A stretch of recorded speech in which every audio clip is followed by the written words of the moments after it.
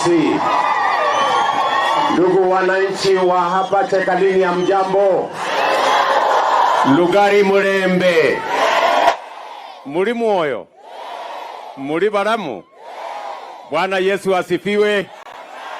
Simuni jameni watu wa basi. Kwanza watu wa Lugari na watu wa Kakamega. Kwanza mimi nataka nichukue nafasi hii jameni niwashukuru sana kwa sababu ya kura zenu. Mimi nasema asante sana. Tulikuja hapa tukaomba kura zenu, mkatupatia, mkatuongezea maombi, Mungu akatupatia ushindi. Mimi nataka niseme asante sana.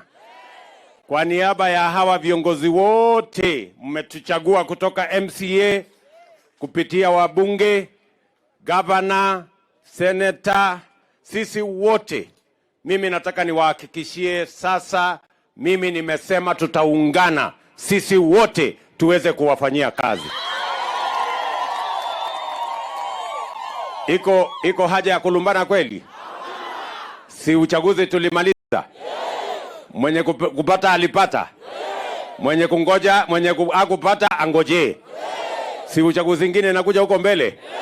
So mimi nawauliza hawa viongozi wote, mimi niko tayari kabisa kufanya kazi na viongozi wenu wote ili tuweze kubadilisha Kakamega, tubadilishe Kenya kwa miradi na mipango ya maendeleo. Na ndio sababu hiyo mimi nimefika hapa Kakamega kwa mara nyingine. Na nilisema nitakuja kuanzia hapa Chekalini. Si ndio? Kwa sababu katika ile mpango tulijua ya kwamba kulikuwa na mama mboga mahali fulani. Si ndio? Na niliwaambia mama mboga pia atafanya biashara yake mahali kuna heshima, mahali kuna maji, mahali kuna usafi. Leo mimi nimefika hapa Kakamega kwa sababu nimeweka mpango ya kujenga soko 13 mpya Kakamega County. Tumeweka pesa karibu shilingi bilioni 1 ya kujenga hizi masoko. Hapa tumekuja kuanzia ya Chekalini. Hii ya Chekalini nimewaletea milioni 50 ya kujenga hii soko. Tunaelewana? Na nimekubaliana na hawa ma-architect na hawa watu wengine ya kwamba hii soko tunataka iwe mpaka na cold room. Mahali nyanya ikibaki mnaweka ndani kwa cold room isiharibike, ndio tuwache kupoteza chakula yetu kwa sababu inaharibika because there is no cold room facility. Tumeelewana? So mimi nataka niseme ya kwamba hii soko, contractor yuko hapa, PS wangu yuko hapa. Nikimaliza kujenga hii soko, mimi nitapatia governor wenu baraza apange wafanyabiashara. Tumeelewana? Kupanga kazi ya nani atafanya nini, nani atakaa wapi, nani atapata stall wapi, hiyo ni kazi ya baraza na watu yake. Si namna hiyo? Mimi nataka nijenge hii soko na nimemwambia contractor, hii soko nataka ikamilike kwa miezi 6. 6 months. Nasikia boss? 6 months mimi narudi hapa kupatiana soko kwa my friend Barasa. Aendelee na hiyo ngoma. Si namna hiyo? Ama mnataka ichukue miezi ngapi? Hiyo inatosha? Sio inatosha? So tujenge hiyo soko tumalize. Mimi pia nataka, tuko na soko nyingi hata hapa Fafaro, hapa Likuyani. Pale pia naenda kujenga soko ingine kubwa kama hii. Na soko zingine in different parts of this county. Kwa sababu tumekubaliana ya kwamba njia ya kuhakikisha kwamba wafanyabiashara wetu, hasa wale wanafanya biashara mambo ya chakula, wanapata mahali pazuri ndio chakula isiharibike, na tuhakikisha kwamba tunaondoa njaa katika taifa letu la Kenya. And tunaendelea na hii mpango ya market kwa sababu tunapoteza karibu 40% ya chakula kutoka shambani kwa kuharibika. And that is why market infrastructure is very important as part of making sure that we reduce post-harvest losses from our farms that currently stands at around 40%. That is why we are building these markets. Tunaelewana jameni? Vile vile, mimi nataka niwashukuru watu wa Lugari, watu wa hapa Kakamega, kwa sababu nyinyi mnafanya bidii kama wakulima. Mimi niliwaambia ya kwamba njia ya kuondoa njaa katika taifa letu la Kenya ni kuzalisha chakula. Kwa sasa kila mwaka tunatumia bilioni 500 kuagiza chakula kutoka nje. Nimesema badala ya kutumia pesa yetu kununua chakula kutoka nje kwa wakulima wa nchi zingine, tusaidie wakulima wetu wazalishe chakula. Ndio ile pesa tungetumia kulipa wakulima wa nje, tulipe wakulima wetu wa Kenya. Tunaelewana? So wakulima, kazi yetu kama serikali, na mimi nataka niwahakikishie, nimekuja hapa Kakamega.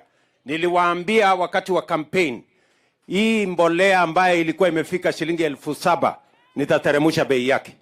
Saa hii imetoka 7,000 iko 2,500. Na nikisimama hapa Kakamega leo, tayari niko na lori 200 ya mbolea inalete mbolea ya watu wa Kakamega hapa. Kuanzia this week mtakuwa na mbolea ya kutosha. Nyinyi mnanielewa? Last year mulinunua mbolea magunia 1,165. This year nimepanga double, magunia 1,300 inakuja Kakamega County. Sasa mambo iko kwenu ndugu zangu wakulima, si ndio? Kama ulitumia nusu gunia mwaka uliopita, jaribu gunia moja.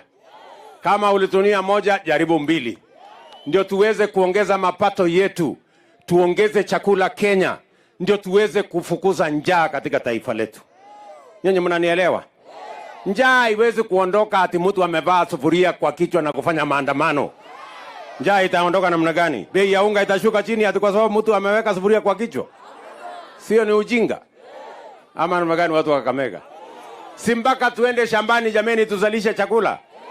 Na mimi nataka niwashukuru kwa sababu Kakamega is among the food surplus counties in our republic. Kumaanisha kwamba nyinyi mnaelewa umuhimu wa kilimo, mnazalisha chakula ambayo mnatumia na mnatusaidia pia kulisha Wakenya wengine. Mimi nataka niwaambie, nitasimama na nyinyi kidete kuhakikisha kwamba mkulima hafanyi kazi ya hasara. Mkulima akienda shambani atuzalishie chakula, lakini pia aweke mangondo kwa mfuko. Ama namna gani? Kwani iko kazi ya kanisa hapa? Si ukienda shambani sio sadaka, unakuja unalipwa. Ama ni aje? Tumeelewana? Na ndio mimi nataka niwaeleze hivi. Kama wananchi, mimi nimeongea na viongozi wenu. Tumefanya mkutano na wabunge wenu. Tumeketi chini na governor na viongozi wote. Na tumekubaliana ya kwamba mbali na mbolea, vile vile tunataka kuwasaidia wakulima wapate pesa ama mikopo yenye riba ya chini.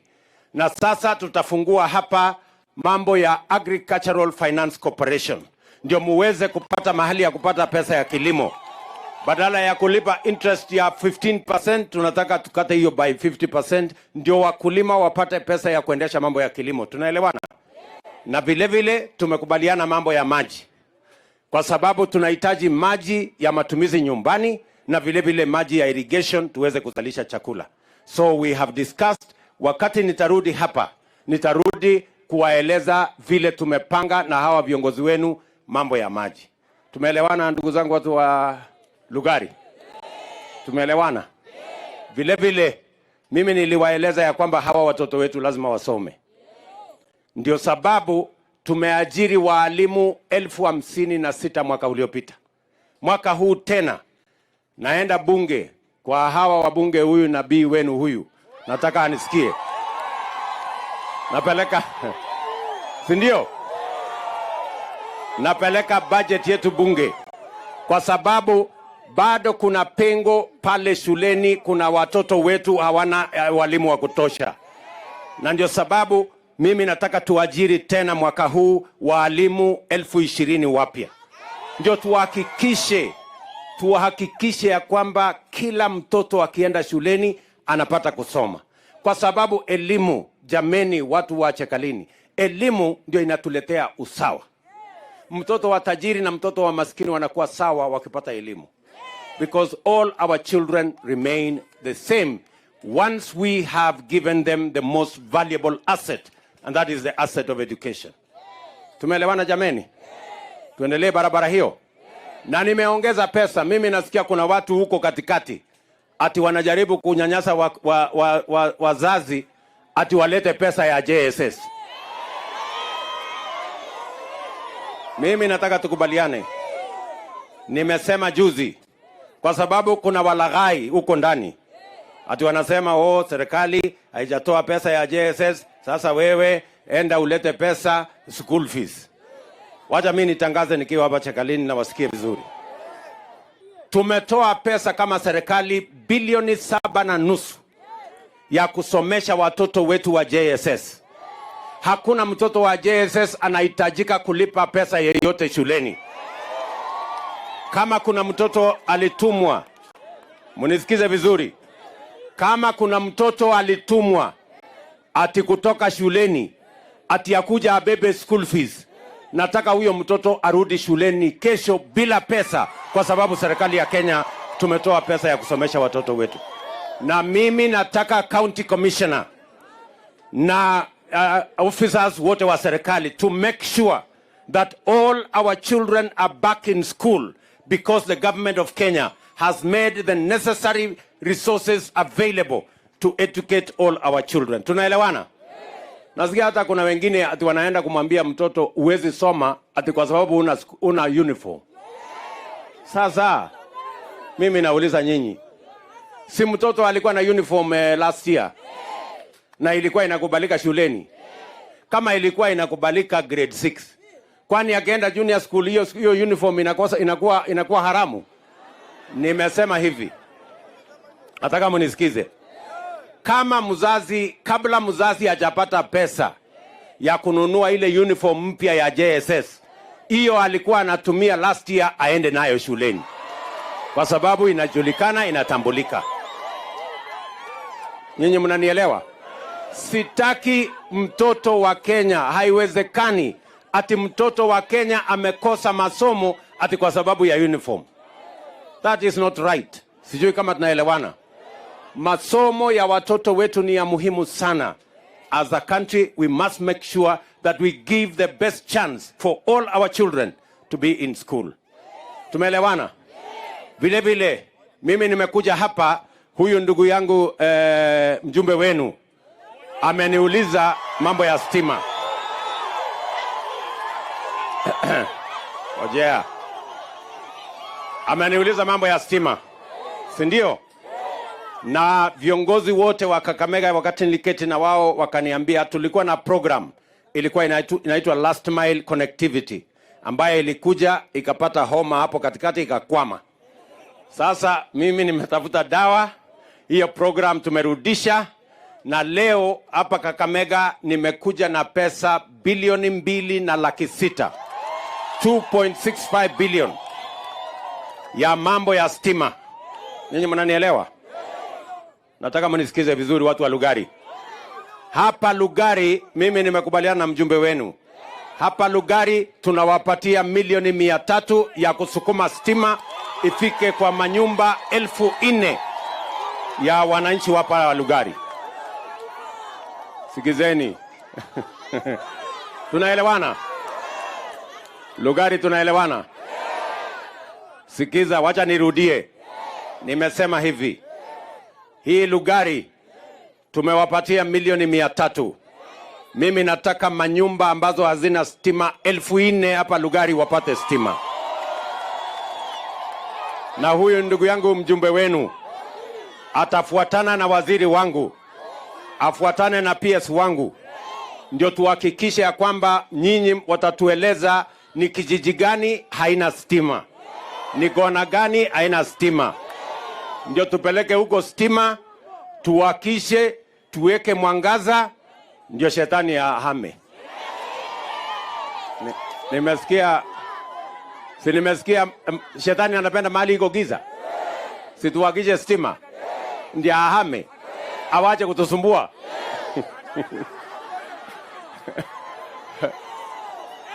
So tumekubaliana, si namna hiyo watu wa Lugari?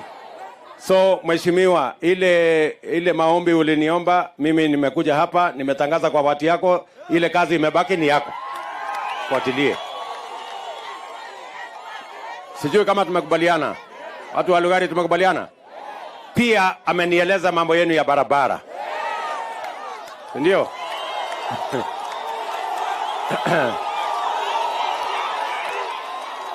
Na mambo ya barabara ya kutoka pale Tarbo. Si mnajua mimi ni jirani hapo. So kutoka Tarbo kuja Mautuma hapa kwenda ipite Sihendu iende mpaka Naitiri iteremuke mpaka iende mpaka Endebess. Hiyo barabara ni mrefu sana, sijui nitatoa wapi pesa. Lakini si namna hiyo.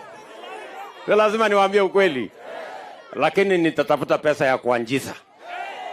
Na nimekubaliana na huyu, wacha mimi nifanye ukarabati 1, 2, 3. Si ndio? Kwa sababu hiyo barabara tumengojea miaka nyingi. Na hata mimi najua. Si ndio? So wacha mimi nipange hiyo, kwa sababu ile ya kutoka pale Tarbo kwenda Soi ndio mimi nataka kumaliza kabla ya mwezi wa 6. Nikimaliza hiyo sasa nikuje niandie hii. So mnipatie kama miezi 3 hivyo nitarudi hapa na contractor. Si ndio? Nikuje nione vile tunaweza kupanga. Lakini msinisukume sana. Mnipatieko kwa nafasi. Ndio nipangeko. Ama mnasemaje? Tunaelewana? Si mimi nimekubali maneno yenu. Sasa mnataka kunisukuma kwa nini? Na nimekubali. Sawa? So mimi nataka tukubaliane hivyo. Mambo yenu nimeambiwa tena kuna barabara nyingine Luandete pale. Sijui inaenda mpaka Makutano. Mimi naona huyu jamaa anasema hiyo ndio mzuri. Bani. Sasa hii pesa yote nitatoa wapi? Na nyinyi ni watu wazuri sana.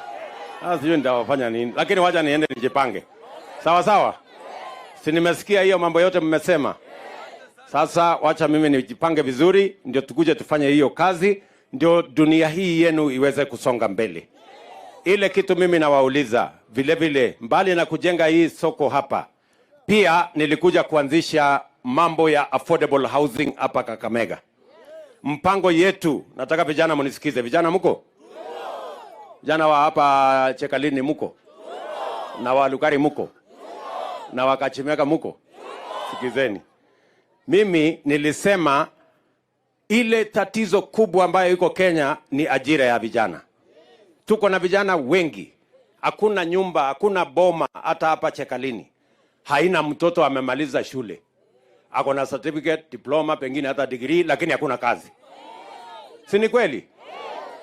Na tunatumia pesa nyingi, nataka mnisikie. Tunatumia pesa nyingi kusomesha watoto wetu.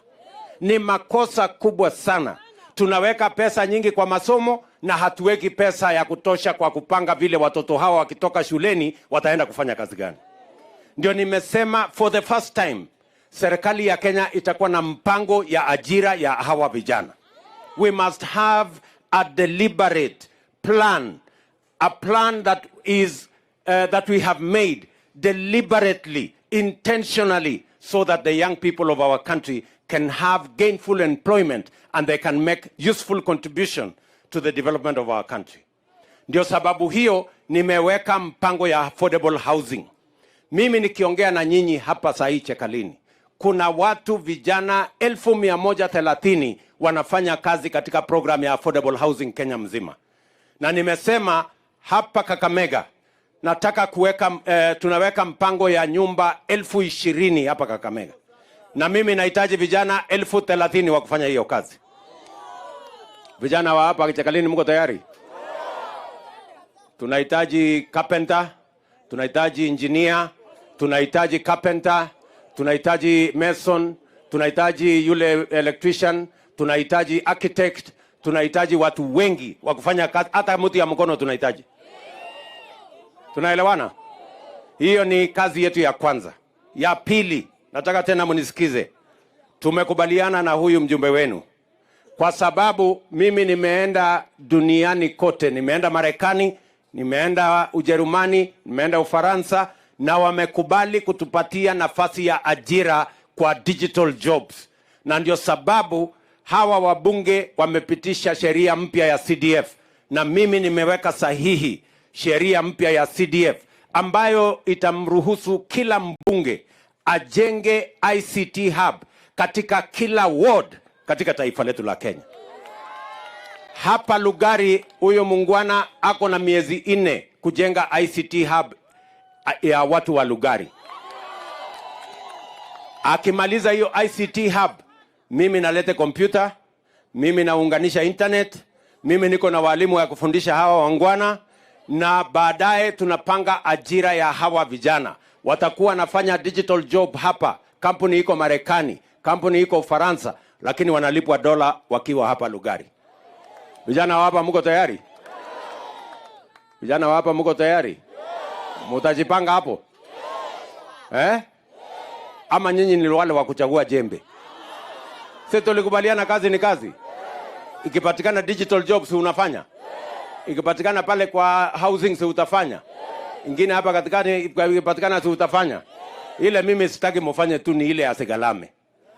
Sijui alisemekana sijui ni Sigalame anafanya sijui kazi gani ambaye julikana. Ama namna gani? Lakini hii kazi nyingine yote tufanye nini? Tupange. So tumeelewana ndugu zangu watu wa Kakamega.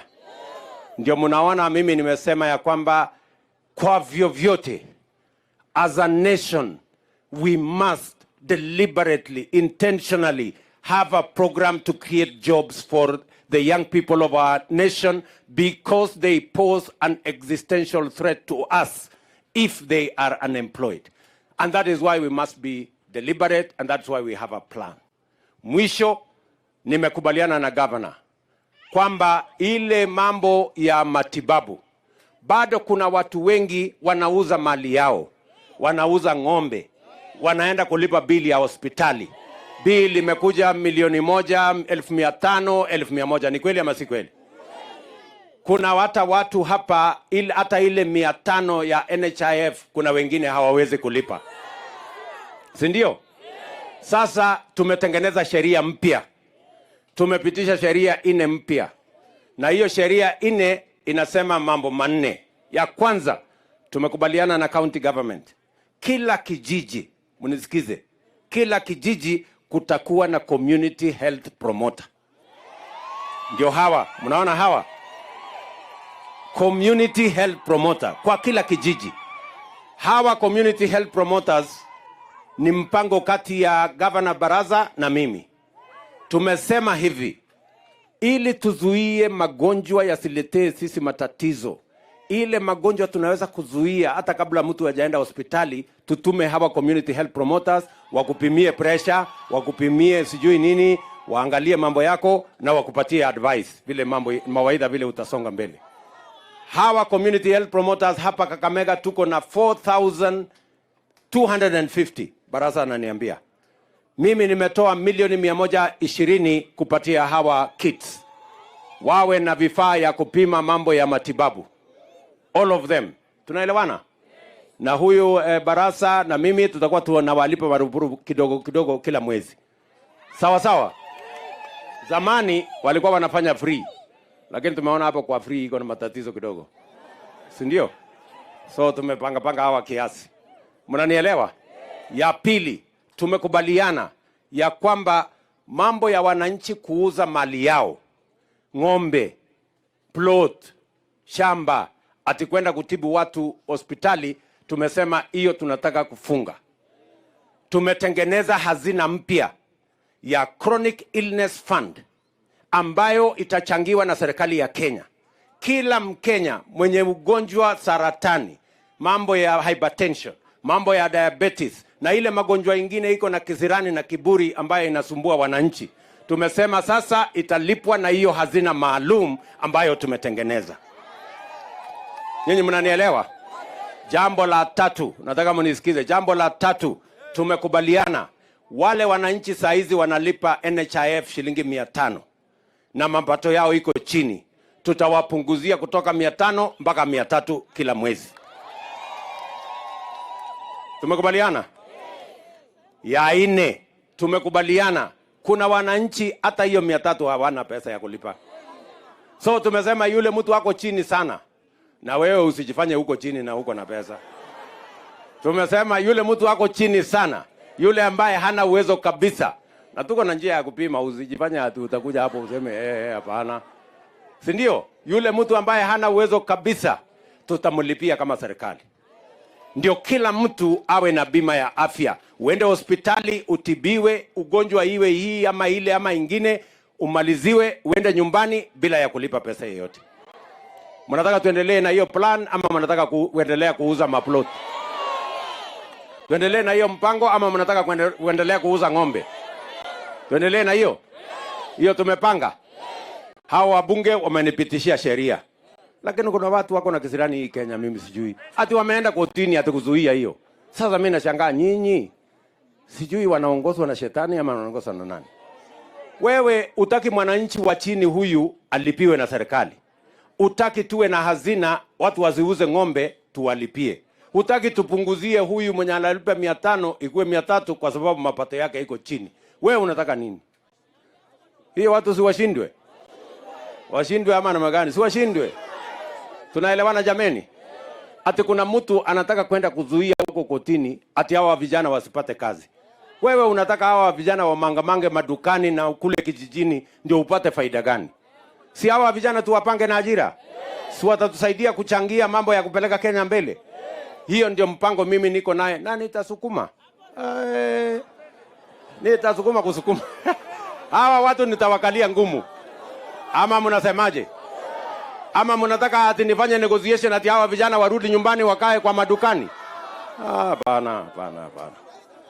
Hapana. Wacha nisukume hawa ama namna gani? Ndio tukijenga soko kama hii, watu wawe na pesa ya kuja kununua bidhaa hapa. Kwa sababu tumewapanga hapa vijana na ajira. Kakamega tumeelewana? Tumeelewana? Mnasema tutembee hiyo barabara? Lakini kuna maneno mengine tutakuja kuongea siku nyingine. Si ndio? Wacha tufanye tu hii ya kazi kwanza. Si ndio? Tupangane hapa kwa kazi. Maneno ya siasa iko siku yake. Si ndio? So otherwise mimi wacha niseme jambo moja la mwisho. Kule Nairobi juzi kumetokea mlipuko wa mambo ya gesi. Na wananchi wengi wameumia kwa sababu ya uzembe na ulagai na mambo ya ufisadi ya officers wa serikali. Kuna watu wameenda wakaweka leseni kwa residential area mahali wananchi wanakaa, wanahatarisha maisha ya wananchi. Nimeambia wizara, wale watu ambao wamehusika kutoa hiyo leseni mahali ambapo hapafai, hawa watu waondoke kazini leo na wapelekwe jela. Ama mnasema namna gani? Kwa sababu hawa watu wanajua ya kwamba walikatazwa, waliambiwa wasipatiane hiyo leseni. Lakini kwa hongo na ukora na mambo ya kukosa nidhamu wameenda wakaissue license. Now we have a problem in our hands. I want to say, for the avoidance of doubt, the fellows, the government officials who issued licenses for gas installations in residential areas when it was very clear that it was the wrong thing to do, but because of incompetence and corruption, they issued licenses. Today we have injuries. We have Kenyans who have died. Those fellows who are involved in this, the ministry must immediately take action against them, and they must be dismissed and they must be prosecuted for what the crimes they have committed. Ama namna gani jameni? Sasa mimi nakuuliza wewe mtu ya Lugari. Mtu amelipwa na serikali pesa, analipwa mshahara. Alafu anaenda anaweka gas mahali iko hatari. Saa hizi tumepoteza Wakenya. Hawa watu wanafaa kweli kufanya kazi ya serikali? Sijui tutafanya namna gani. Na tuko na wananchi wengi, si kuna wananchi wengi wanaweza kufanya hiyo kazi? So mimi sitaki kusema kuzidi hapo. Hapa niko na viongozi wengi. Si ndio? Niko hapa na Papa wa Roma. Anaitwa Moses Wetangula. Si akuja wasalimie?